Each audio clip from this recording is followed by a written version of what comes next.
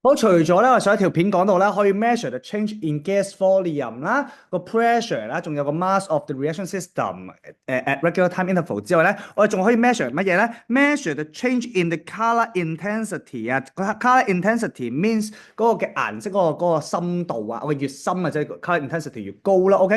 越低嘅時候咧，淺色咧就係 color intensity 就會 low 啦，OK？Of the reaction mixture 咧，by using calorimeter 就係個 machine 啦，有個 apparatus 叫 calorimeter 啦。at regular time interval 啊，又係啦，每唔知幾多秒讀一次啦。我哋睇一睇呢啲 reaction 就係我哋做緊一個 reaction 啦。咁你知道啦，I2 係有顏色噶嘛？咁 I2 做完reaction 之後變成 IO 大 iron，IO 大 iron 之後有冇顏色啊？就冇顏色啦。其實你應該見到個顏色咧，佢不斷變嘅，OK，不斷變嘅。個顏色變嘅速度咧，其實都可以反映到個 reaction rate 咯，個 reaction progress，OK。可以來講講呢一個嘅 instrument 嗰個嘅 principle behind 咯。首先咧，其實咧喺部 calorimeter 入邊咧，我哋咧會有啲光射出嚟嘅。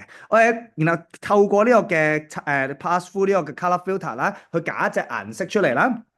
然後當佢pass through 嘅sample 之後咧，呢個 sample 如果帶顏色嘅話咧，就吸咗啲光啦。然後剩翻嘅光咧就會去咗呢一個嘅 light detector。OK，然後咧，從而咧，我會得出到一啲嘅 data 嘅，嗰個 data 咧就叫 absorbance，absorbance 就係代表咧嗰個嘅 sample，我嘅顏色嘅 sample 究竟吸咗幾多嘅光嘅意思。OK，我講一次啊，absorbance 就係代表咧呢一個 sample 究竟吸咗幾多個光。OK，咁點樣 detect 咧？就係咧，首先呢度嘅光射出嚟啦。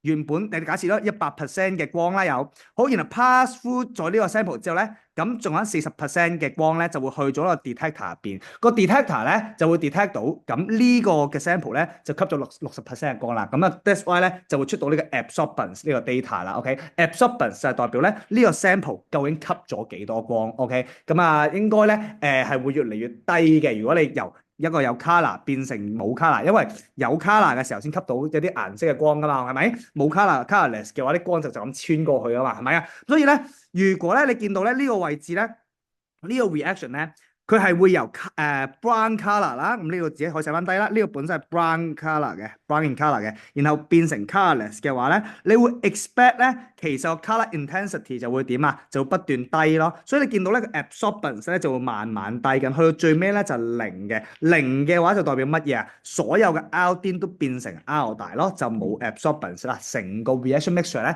都冇顏色嘅。咁呢一個咧就係透過咧去 measure the change in color intensity 個顏色嘅變化咧，從而去 monitor 住嗰個 reaction progress 嘅。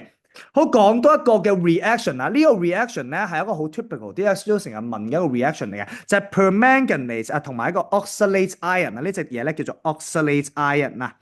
咁啊，咁其實你見到係 C2 嘅 O4 其實就係咁嘅樣咯，跟住 C double bond，CO double bond，然後 O 咁，然後兩個 minus 喺度咯。我哋本身咧就係 even dinyl acid 嚟嘅，然後 react 咗就 form 咗呢個嘅oxalate iron 嘅東西啦。OK，oxalate iron 嘅東西啦。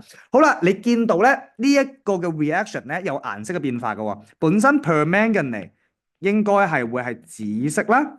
然後變成 manganese 咧，我哋可以話 pale pink 或者係 colorless 啦。咁呢個位置我寫住佢係一個嘅 colorless 先啦。咁啊容易啲去理解，即係由 purple 咁慢慢就變成一個 colorless 啦，隻顏色就會淡咗。所以你見到 color intensity suppose 應該係跌緊嘅。但係咧，你如果擺落個 calorimeter 嘅時候咧，你會見到個 graph 咧係咁嘅衰樣嘅。佢唔係好似啱啱咁樣㗎。啱啱嗰條 graph 咧係會 keep 住咧。跌落去，慢慢跌落去噶嘛。一開始個 slope 係最斜噶嘛，呢個位置，然後慢慢就會平啦。OK，係啦，正常係咁樣 keep 住跌噶嘛。但係呢一條 graph 唔係喎，一開始佢唔跌嘅喎，但係做下即係突然之間就跌咗落去啦咁樣。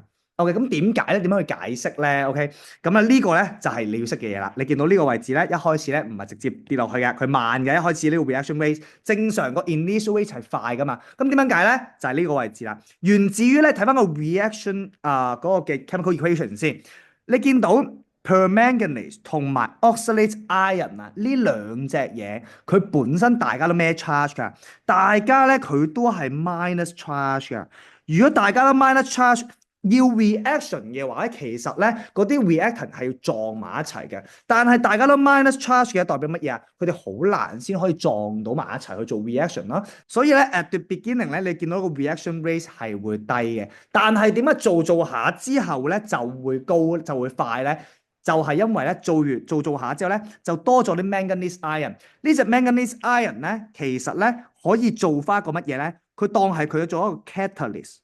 OK，做一個 catalyst 就將呢兩隻嘢咧拉佢哋埋一齊，可以做 reaction 啊。所以一開始嘅 reaction rate 咧係慢嘅，但係做下咧就快，因為呢個位置就不斷有啲嘅manganese two ion form 出嚟，就幫助佢咧做得更快呢個 reaction 啦。咁然後就好快咁做完啦。OK，咁所以咧嗰個 initial rate of decolorization 啊，即係嗰個顏色嘅變化咧，由 purple 變成 colorless 咧，所以個 rate 咧都會係慢嘅，完全因為乜嘢啊？全因為你嗰個嘅 manganese two ion concentration 係低嘅。好啦，然後咧，但係當我做呢個 reaction 慢慢做嘅時候咧，manganese two ion 就開始 accumulate 啦，就有啲即係累積咗啦。然後佢會 act as a catalyst。OK，咁然後咧就可以 speed up the reaction 啦。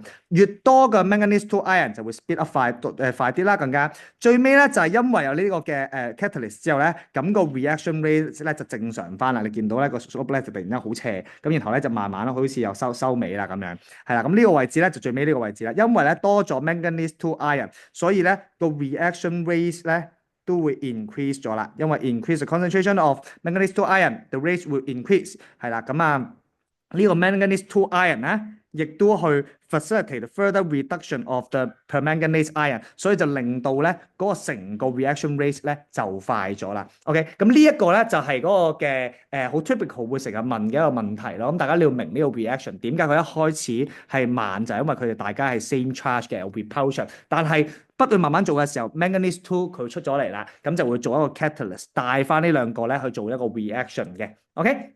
咁所以咧呢度咧就係點樣咧去 measure the change in color intensity 啦？呢個就係嗰個改變啦。有啲咩改變 measure 啲乜嘢？然後用啲咩方法啊？用 calorimeter，最尾 at regular time interval。只要見到有顏色嘅變化咧，就可以用呢個方法啦。OK，就係呢一句啦，一句一分啦。